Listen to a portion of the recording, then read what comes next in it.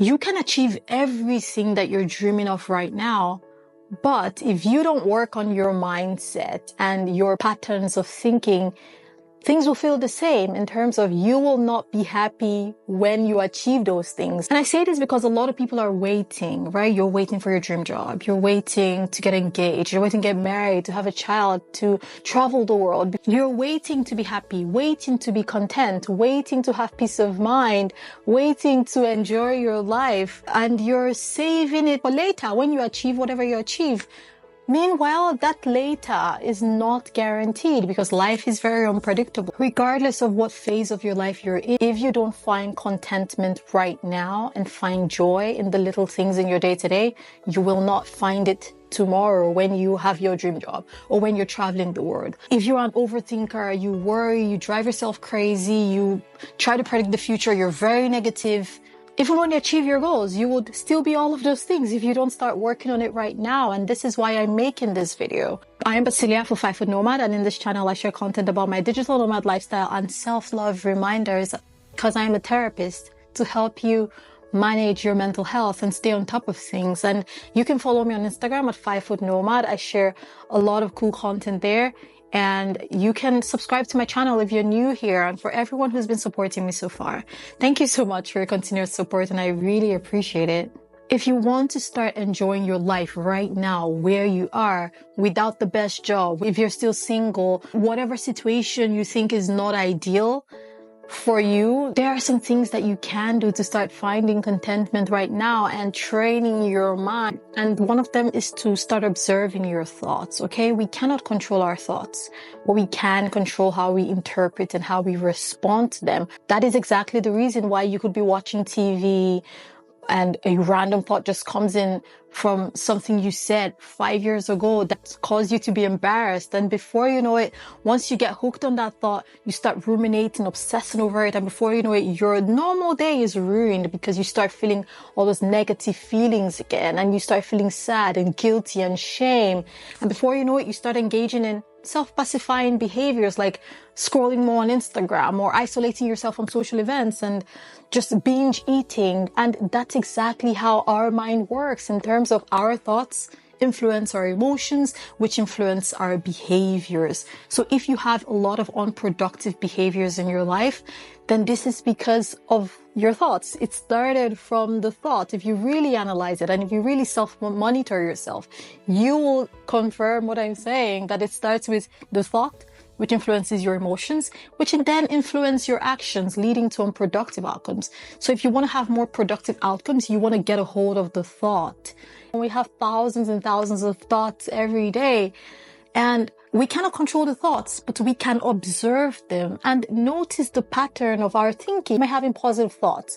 Am I having neutral, random thoughts? Am I having more negative thoughts? When you observe your thoughts, you start to notice your existing pattern of thinking. And when you are self-aware of your existing pattern of thinking, this can allow you to start learning new ways of thinking, which will take quite a bit of effort on your part, right? For example, you could have a notebook to self-monitor your thoughts, and you can write down negative thoughts and then write down the emotions that came with it and your behavior afterwards. Using the same example that I just gave, the negative thought was probably, oh, I said something embarrassing 5 years ago, right? And then the emotion here would be, I started feeling shame and guilt, and I felt embarrassed all over again. And the behavior, for example, is endlessly scrolling on Instagram and binging YouTube shorts, binge eating, isolating yourself from social gatherings because you don't feel great. And when you keep track of this and you monitor yourself, you will start to notice a pattern of behavior, and you will start to understand your pattern of thinking, because thoughts are repetitive in that sense, right? They come and they go, but they have a pattern. So once you start observing your thoughts, the next thing is to catch yourself when you start feeding off of the negativity, right? Using the same example that I gave earlier, the thought comes, you said something embarrassing 5 years ago and you just start feeling bad again. You've been observing your thoughts. That means you've grown in self-awareness.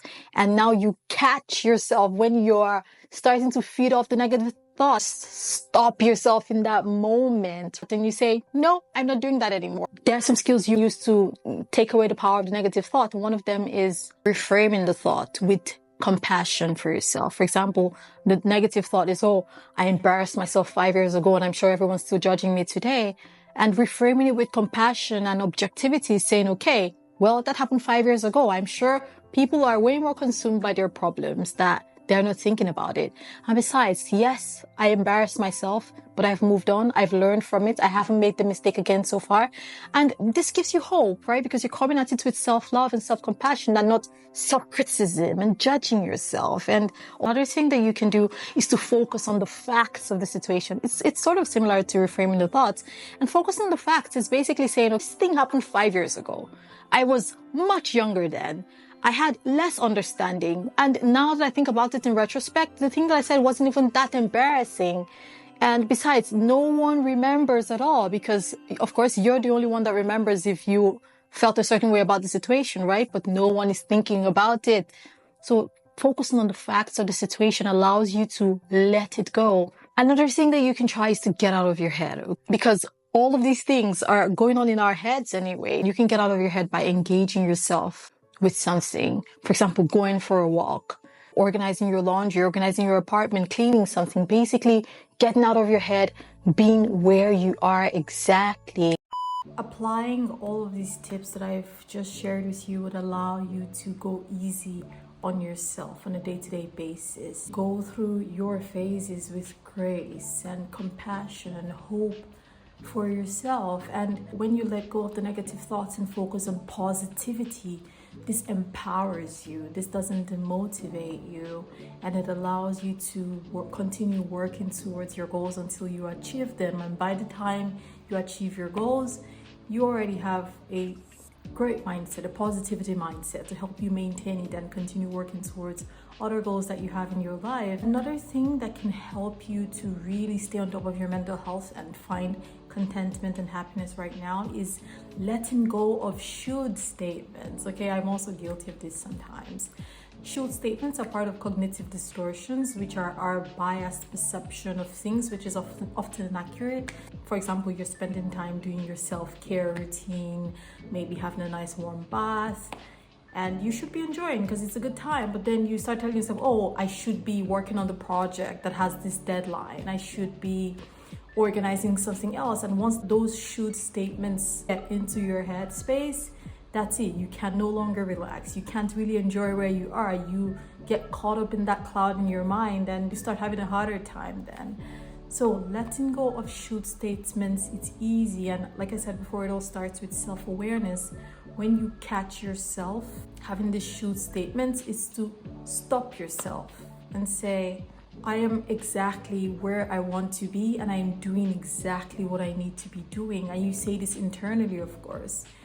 And practice will make you better at it. And this mindset can really give you an easier time so you can be happy right now, because I guarantee you that these should statements, they will steal your joy and you cannot find happiness where you are because of them. We've talked about how you can train your mind. You're not just going to do this once and then think, oh, I've reframed this thought. Oh, I've engaged myself one time. Oh, I have had self-compassion on myself. I focused on the facts. So now it's done. I'm good to go. No, negative thoughts cannot cease to exist. They will always be there. You cannot banish them forever, right? They will always come randomly because, like I said, we cannot control the thoughts.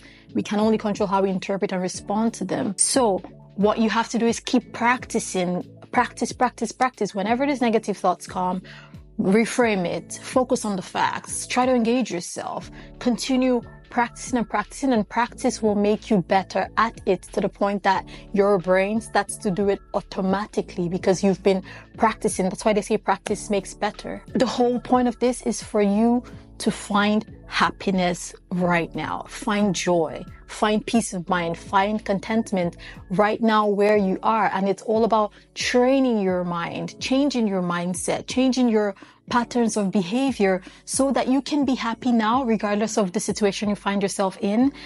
And you will also be happy when you achieve your goals, because you don't want to achieve your goals and have the same old patterns of thinking affect that time, because you will not be happy then. I can guarantee you that. So if you found this helpful so far, feel free to subscribe to my channel, share it with someone you care about. Until next time, I hope that you will prioritize your mental health and choose happiness and contentment right now, not saving it for later. That is not guaranteed.